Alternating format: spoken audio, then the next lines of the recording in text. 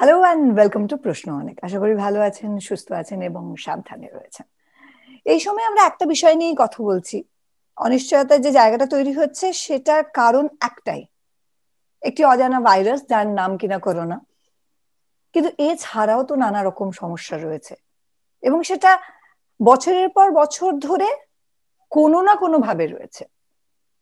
তার মধ্যে একটি বিষয় নিয়ে কথা বলবো, সমস্যা বলবো না, রাদার বলবো এই বিষয়টা সম্পর্কে একটু বেশি করে জানা এবং তার সঙ্গে আমাদের আরো বেশি একাত্ম হওয়ার কোথায় প্রয়োজন রয়েছে সেইটা নিয়ে আমার মনে প্রশ্ন জেগেছিল।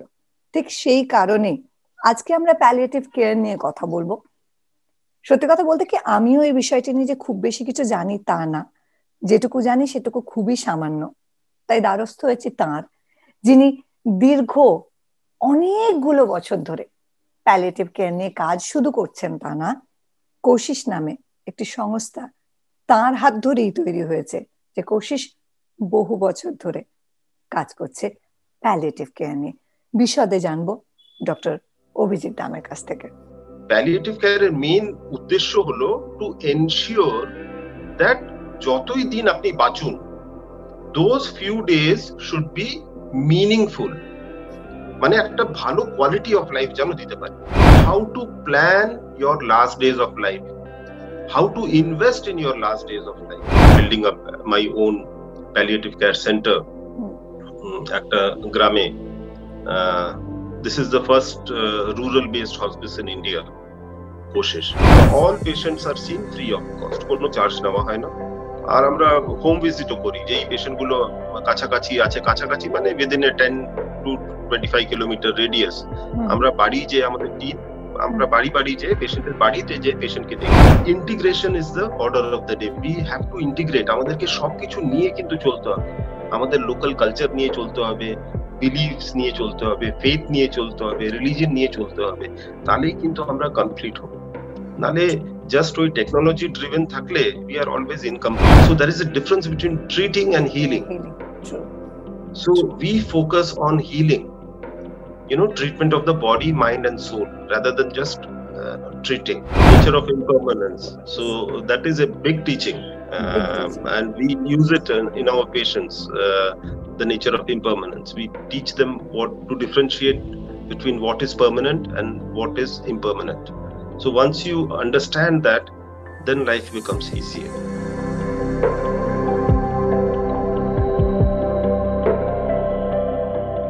নমস্কার, স্বাগত। নমস্কার। নমস্কার। যেরকম বললাম, আমি একদম খাতা পেন নিয়ে বসেছি, একদম গোড়ার থেকে জানতে চাইবো, what is palliative care? Palliative care আমি একদম আপনাদেরকে লেম্যানস টার্মে বোঝাই। প্লিজ।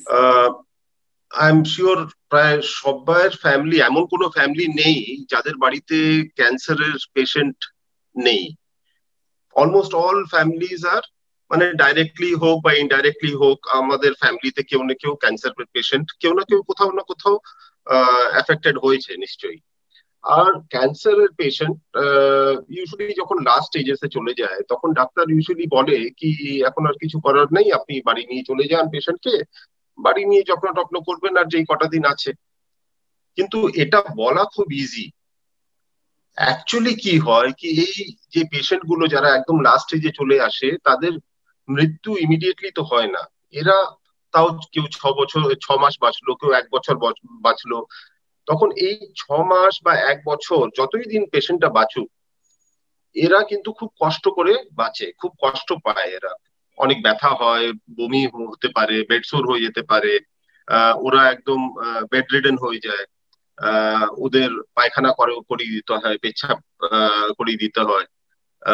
বাড়ির লোকেরা মানে খুব বেশি এটাতে বিরক্ত হয়ে যান। হ্যাঁ, যাই হোক, মানে যতই আপনার বাবা হোক, মা হোক, বা ওয়াইফ হোক, বা হাজবেন্ড হোক, কিছুদিন কেয়ার তো ঠিক আছে, কিন্তু যখন এই কেয়ার প্রসেসটা over months and weeks and months, যখন মানে ওই জিনিসটা টানা হয়ে যায়, তখন একটা বিরক্তি ভাবও চলে আসে।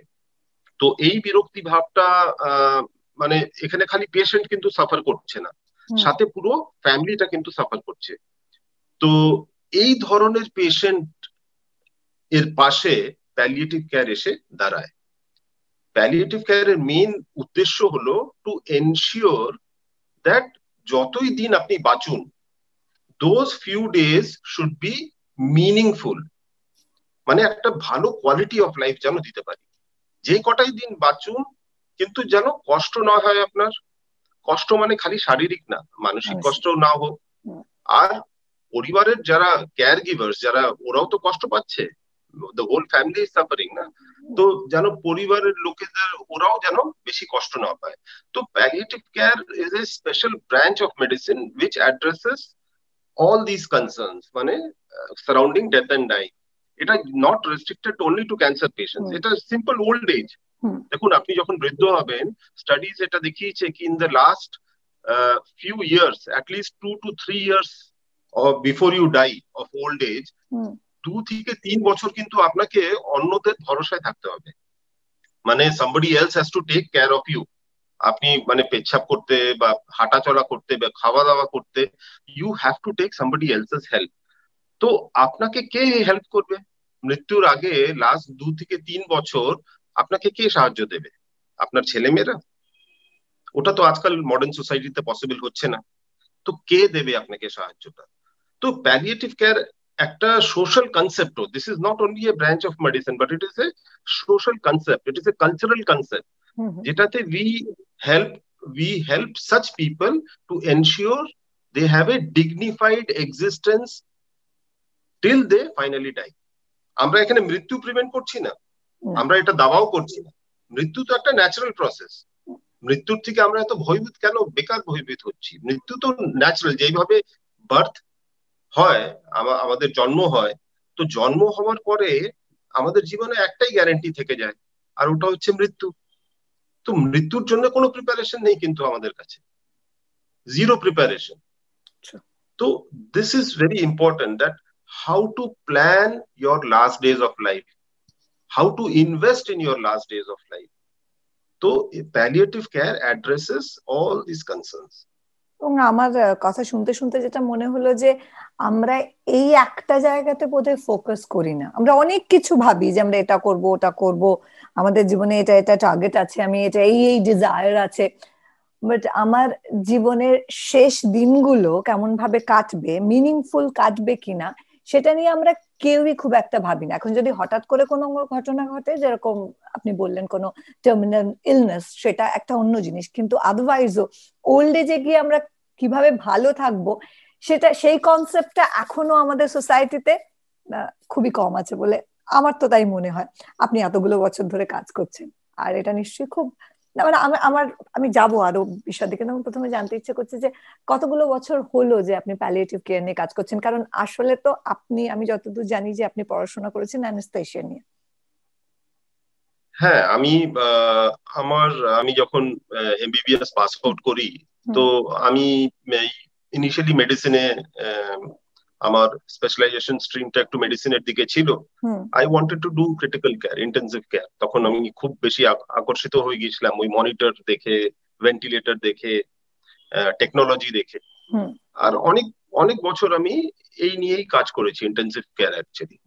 অ্যান্ড কিন্তু তারপরে কাজ করতে করতে যখন দেখলাম কি আইসিইউতে পেশেন্টরা কিভাবে ভুগে ভুগে মরে, আর কিভাবে একলা মরে, মৃত্যুর আগে কেউ আর থাকে না ওদের কাছে। কেন কি ভিজিটর তো অ্যালাউড না, না? তো আপনার পরিবারের লোকেরা 10 ফুট দূরে দেওয়ালের পেছনে দাঁড়িয়ে থাকে, ওরা অ্যালাউড না। তো মৃত্যুর আগে যখন কেউ ভেন্টিলেটরে আছে, আইসিইউতে আছে, প্রায় 1 লাখ টাকা পার ডে খরচাও করছেন আপনারা। আর মৃত্যুর আগে যখন শেষবারের মতন পেশেন্ট চোখটা খোলে, তো কাকে দেখতে পায়? এমন একটা চেহারা যেটা, যাকে ও জীবনে কখনো দেখেনি, কোনো নার্সের চেহারা বা ডাক্তারের চেহারা বা সুইপারের চেহারা হয়তো। তো is this a very good way of dying? তো আমি এটাই ভেবেছিলাম। আই মিন দিস, এই জিনিসটা আমাকে খুব ডিস্টার্ব করতো, কি how are we actually dyeing?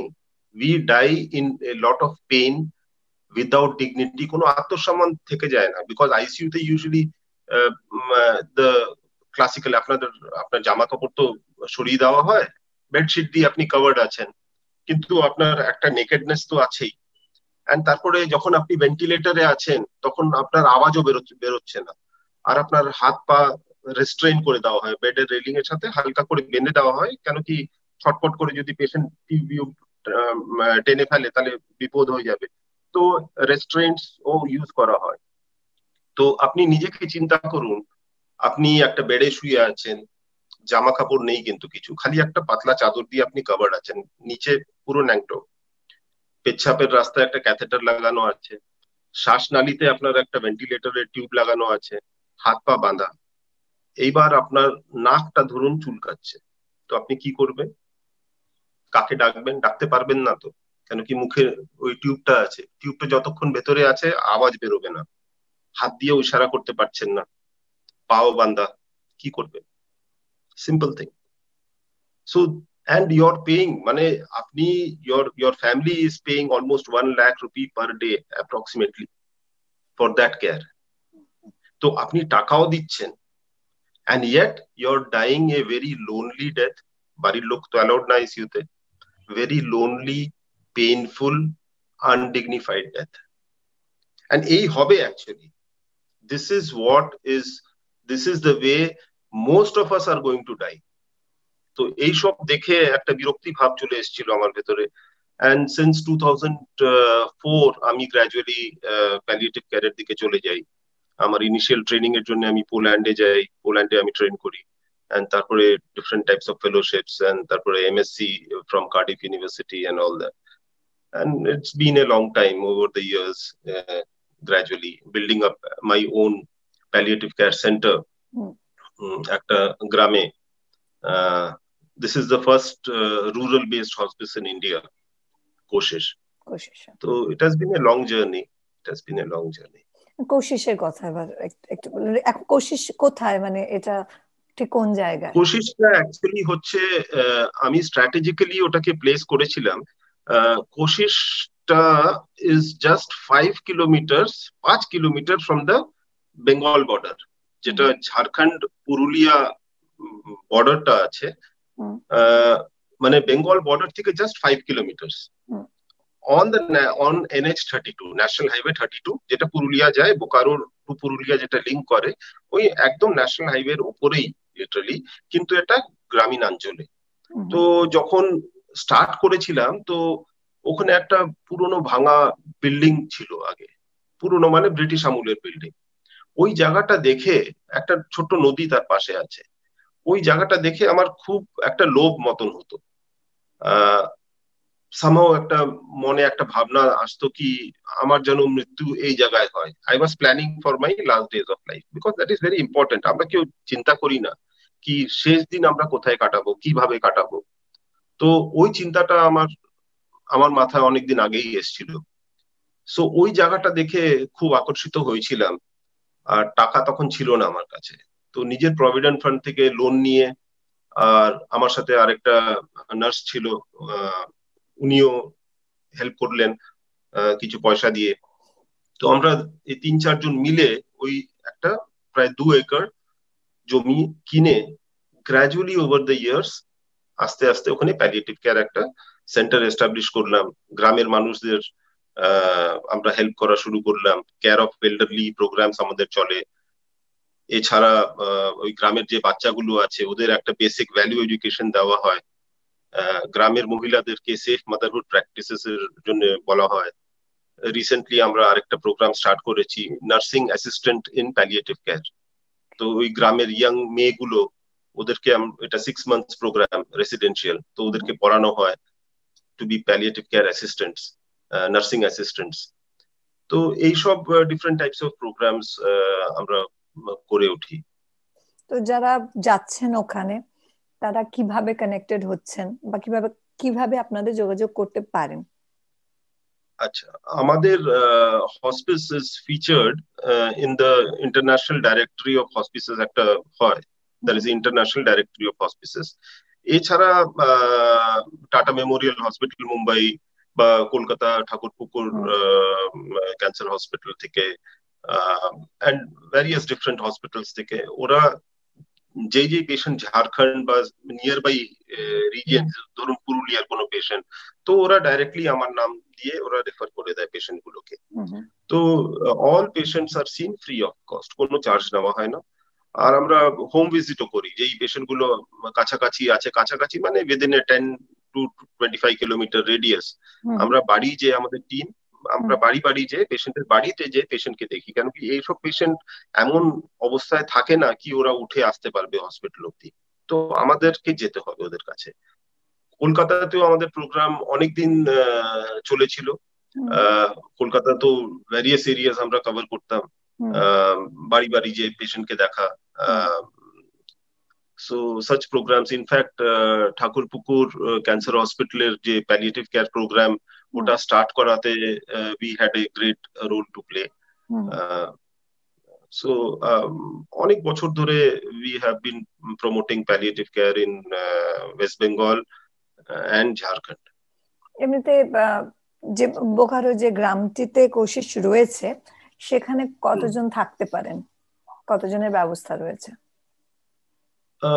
ওখানে রেসিডেন্সিয়াল ওপরে we have around 7 rooms on a twin sharing basis with a small attached, মানে একটা যদি পেশেন্ট আসে with the family, ওরা কিছুদিন থাকতে পারে ওখানে। এছাড়া নিচে we have a হল মতন আছে, ডরমিটরি টাইপ সিস্টেম, ওখানে ধরুন আরো 5 পেশেন্টস মোর, মানে 6+5 11। আমরা কিন্তু খুব বেশি অ্যাডমিশনস এনকারেজ করি না, because I believe that the best place for dying is at home. আমি যদি আপনাকে চয়েস দিই, আপনি কোথায় মরতে চাইবেন, হসপিটালে কি নিজের বাড়িতে? তো the answer is obvious, isn't it? তাহলে আমি কেন আমার পেশেন্টকে টেনে এনে আমার হসপিসে আমি কেন রাখবো? তো we encourage that patient should die at home, and এর জন্য যা যা হেল্প দরকার আমরা দিই, help in terms of our medical technological help, symptom relief, যেন ব্যথা না হয়, বমি না হয়, কষ্ট না পায়, তো ওই সবের জন্য we keep regularly in touch. এছাড়া যে পেশেন্ট অনেক দূরে আছে, আমরা টেকনোলজিও ইউজ করি, we use WhatsApp, video calling, এইসব ইউজ করি। ইনফ্যাক্ট কলকাতার থেকেও I remember there was a patient, he was উনি ডকুমেন্টারি ফিল্মস বানাতেন উনি। তো উনি কলকাতায়, ওনার থ্রোট ক্যান্সার হয়েছিল, ফ্যারেঞ্জিয়াল ক্যান্সার, এন্ড উনি ড্রিঙ্ক করতে খুব ভালোবাসতেন। তো প্রথম দিন যখন যাই ওনাকে দেখতে, তো উনি চেয়ারে বসেছিলেন, আর ওনার পাশে একটা হুইস্কির গ্লাস ছিল। তো উনি কি করছিলেন, হুইস্কিটা মুখে নিচ্ছিলেন আর মুখেই রাখতেন, ওটা উনি গিলতে পারতেন না, কেন কি শ্বাসনালী আর খাবার নালীর মাঝখানে ওনার একটা কানেকশন মতন হয়ে গেছিল। তো যেই যেই গেলার চেষ্টা করতেন, ওই জিনিসটা শ্বাসনালীতে চলে যেত, আর ইমিডিয়েটলি খুব জোরে কাশি শুরু হয়ে যেত ওনার। কিন্তু ওনার হুইস্কির খুব একটা অ্যাটাচমেন্ট ছিল টুয়ার্ডস ড্রিঙ্কস, তো উনি মুখে হুইস্কিটা নিয়ে মুখে কিছুক্ষণ রেখে তারপরে আবার একটা বাকেটে থুতু করে ফেলে দিতেন। তো আমি যখন গেলাম ওনার বাড়িতে, উনি আমার হাতটা ধরে, আই স্টিল রিমেম্বার, হাতটা ধরে আমাকে একটাই রিকোয়েস্ট করলেন কি, ডাক্তারবাবু আমাকে মেরে ফেলুন। So this was his first request, and তারপরে উইথ রিপিটেড ভিজিটস কিছুটা উনি শান্ত হলেন, বাট দেন হি ওয়ান্টেড, ওনার ইচ্ছা ছিল কি উনি যেন গ্রাম অঞ্চলে যে মারা যান, he didn't want to die in Calcutta. তো ওনাকে ওই ইচ্ছাটা পূর্ণ করার জন্য একটা প্রপার অ্যাম্বুলেন্সে করে উনি কলকাতা থেকে ড্রাইভ করে আমার সেন্টারে আসলেন। আমার সেন্টারে এসে উনি কিছুদিন রইলেন, he enjoyed his few last days of life, and তারপরে মানে লাস্ট ডেজ, মানে he died at my centre only. তো this is just an example how little things matters, মানে এই ছোট ছোট জিনিস, কি আমি মৃত্যুর আগে এটা করতে চাই, একটা whatever it could be, so many things, so many little things. তো ওই ভদ্রলোকের ইচ্ছা ছিল কি উনি যেন একটা গ্রামীণ অঞ্চলে যে লাস্ট ডেজ অফ লাইফ কাটান, তো we could make it happen for him.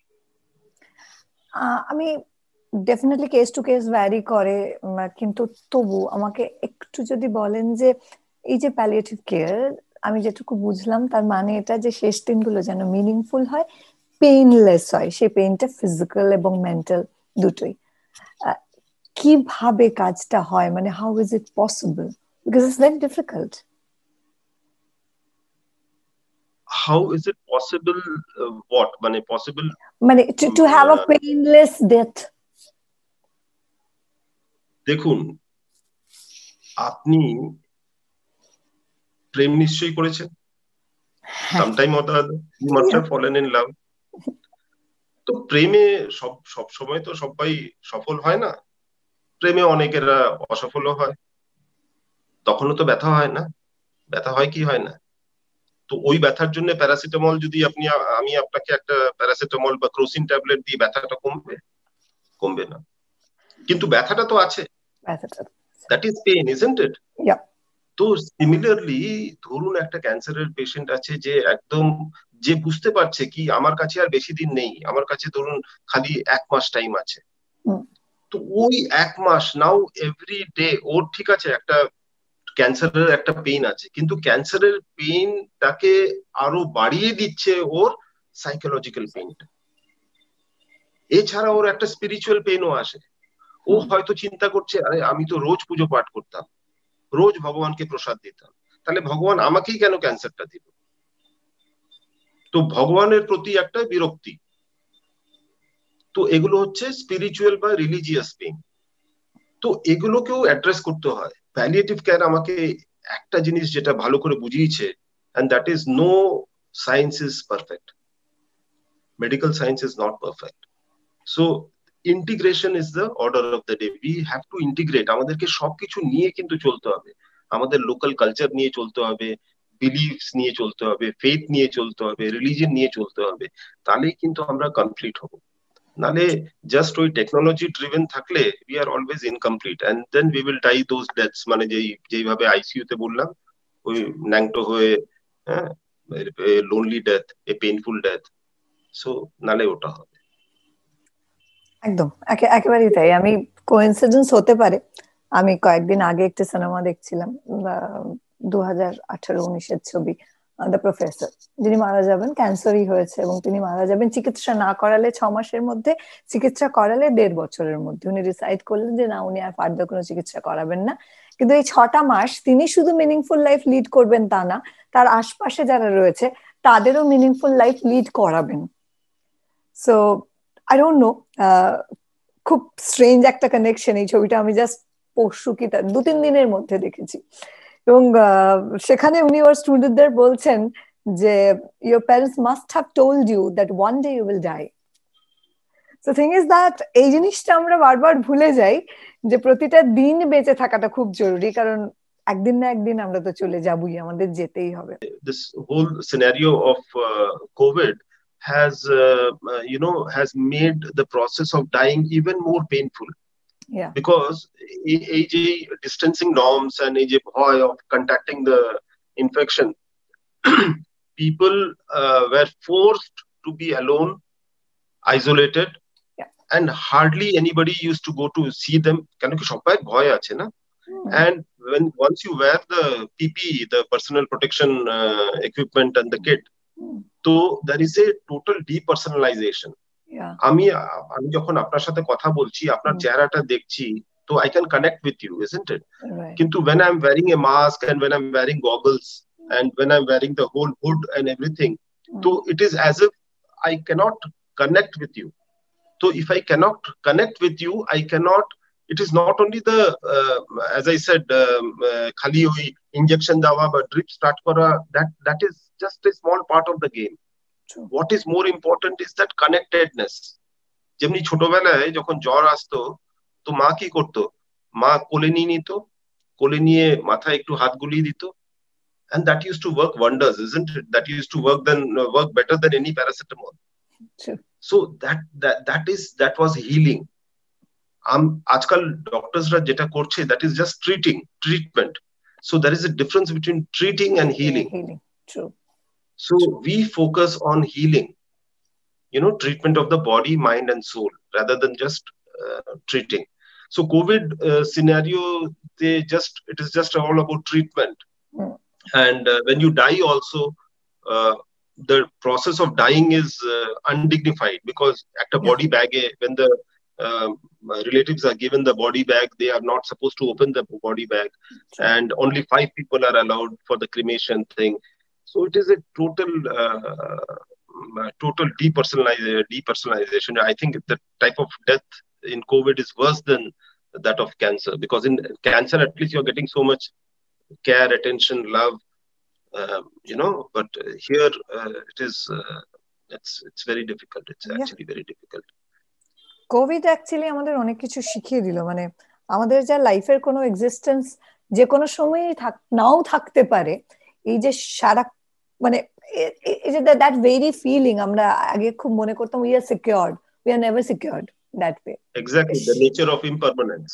Exactly, The nature of impermanence. So that is a big teaching, big teaching. and we use it in our patients. The nature of impermanence. We teach them what to differentiate between what is permanent and what is impermanent. So once you understand that, then life becomes easier. True true true. আর কিন্তু তা সত্ত্বেও আমার যেটা মনে হচ্ছে doctor দাম, যে কিছু মানুষ বোধহয় এটাতেও তাদের কিছু এসে গেল না, মানে তাদের কাছে লাইফটা বোধহয় যা ছিল তাই তাই থেকে গেল। মানে আমরা যে বলছি যে Covid is a great teacher, is Covid a great teacher for everyone? I don't think. Again, I'll answer this in a slightly different way. It was in 2008 that আমি suddenly একদিন ডিসাইড করলাম কি ইন্ডিয়াতে প্যালিয়েটিভ কেয়ারের নিডটা actual need আছে কি না ওটা দেখার জন্য আমি একটা রোড ট্রিপ অর্গানাইজ করলাম। টাকা পয়সা ছিল না, তো এখানে ওখান থেকে I requested people, I got no help. তো অল ইন্ডিয়া একটা রোড ট্রিপ আমি প্ল্যান করেছিলাম, but because there was no money, তো ফাইনালি একটা ছোট্ট গাড়ি আর আমার সাথে একটা ওয়ান সর্দারজি, হি ওয়াজ মাই ওটি টেকনিশিয়ান, তো আমরা দুজন একটা গাড়ি করে we started the road trip. আমরা ছোট ছোট রাস্তা, we didn't go on highways, ছোট ছোট রাস্তা গ্রামের এইসব ভেতর দিয়ে, and we started talking to people কি this is palliative care. We started distributing leaflets কি প্যালিয়েটিভ কেয়ার এই জিনিস, তো এটা কি দরকার, আপনার কি বিচার, and this and that. And we covered 7 states over 15 days. And finally, we came to the conclusion that in India, palliative care is always secondary, because the first thing is poverty. খালি পেটে কিন্তু পুজো হয় না। তো এমন বাড়ি আছে যেটাতে ধরুন 5টা লোক, আর একটা যদি বৃদ্ধ মানুষ থাকে, তো ওই 5টা লোকের যে ভাতটা হচ্ছে তার 1 ভাগ কিন্তু ওই বৃদ্ধটাও খাচ্ছে, কিন্তু ওই বাকি বাড়ির লোকের জন্য ওই বৃদ্ধটা কিন্তু টেকনিক্যালি স্পিকিং কিছু ইউজফুল পারপাস দিচ্ছে না। আর this is the sad fact of life. যখন থালাতে এইটুকু ভাত থাকে না, তখন যদি একজন না খায় তাহলে বাকি 4 জন একটু বেশি বেশি পেয়ে যাবে। তো যখন ওই বৃদ্ধটা ধরুন মৃত্যু শয্যায় চলে আসছেন, তখন বাকি পরিবারের লোকেরা কিন্তু এটার জন্য অপেক্ষা করতে থাকে কি ওই বুড়োটা কখন মরবে, কেন কি যেদিন বুড়োটা মারা যাবে সেই দিন ওর ভাগের ভাতটা অন্যরা কিন্তু খেতে পারে। So that is the state of affairs in India. So similarly যখন এই কোভিড সিনারিওটা হলো না, তখন এমপ্লয়মেন্ট হঠাৎ চলে গেল। যে গ্রামের লোকেরা যারা ছিল, the people who are almost tottering on the poverty line, ওদের জন্য it came as a big shock, because হঠাৎ আর খাবার ছিল না, ওই ভাতটা যেটা থালার ভাতটা অনেকটা কমে আসলো। So it was a very bitter experience for them. Although COVID taught us so many things, but it was so cruel also. It has been cruel. Yeah. It has been cruel, but তাও আমার কেন জানি না মনে হচ্ছে, আমি যখন বাইরে যাচ্ছি তখন আমার যেটা মনে হচ্ছে যে কিছু মানুষের কোনো কিছুই এসে যায়নি। মানে তাদের কাছে যখন কোভিড শুরু হয়েছিল, লকডাউন হয়েছিল, তখন তারা মনে করেছিল তাদের নিজেদের বাড়িতে খাবার থাকলেই চলবে। এখনো যখন উৎসবের দিন চলছে, তখনও মনে হচ্ছে আমরা উৎসব পালন করলেই হবে, বাকি দিকটা অন্ধকার থাকলো কি না থাকলো তাতে কিছু এসে যায় না। That somehow gives me a lot of pain, যে আমরা কোথাও গিয়ে বোধহয় একে অন্যের কথা এখনো বুঝে উঠতে পারলাম না। এটা একদমই আমার ব্যক্তিগত রিয়েলাইজেশনের জায়গা। No, এটা ব্যক্তিগত না, এটা these are golden words, and এটার আন্ডারলাইং একটাই প্রিন্সিপাল আছে। আপনি এই যে কথাটা বললেন, this demonstrates one beautiful quality of yours, a quality which you should be very proud of, and that quality is compassion, করুণা। এই করুণা জিনিসটা যদি না থাকে না, then we are not human beings. So this compassion is what differentiates a good human being from an average human being. So I would request you ki ei করুণাটাকে aro, you should let the Karuna grow. This is a beautiful thing which you have. Let it grow. Thank you so very much. Thank you so very much. Like, yeah, I wish I can be capable enough to be at least till the last, yeah, to be with people, like the reason of happiness of the people. That's it. That's how I want to die.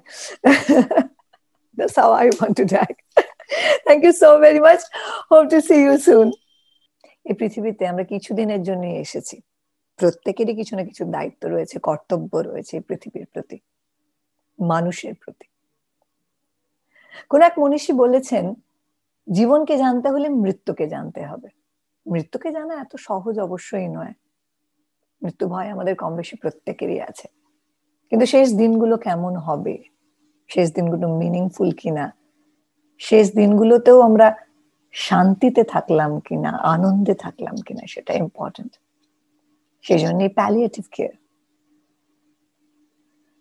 নতুন হয়তো কনসেপ্টটা আমাদের কাছে, কিন্তু খুব গুরুত্বপূর্ণ। কেমন লাগলো আজকের এপিসোড জানান আমাদের মেইল করতে পারেন feedback.proshnoanek@gmail.com এ। আমাদের কমেন্ট করতে পারেন, জানাতে পারেন আপনাদের মতামত। ভালো থাকবেন, সুস্থ থাকবেন, আনন্দে থাকবেন। Bye bye.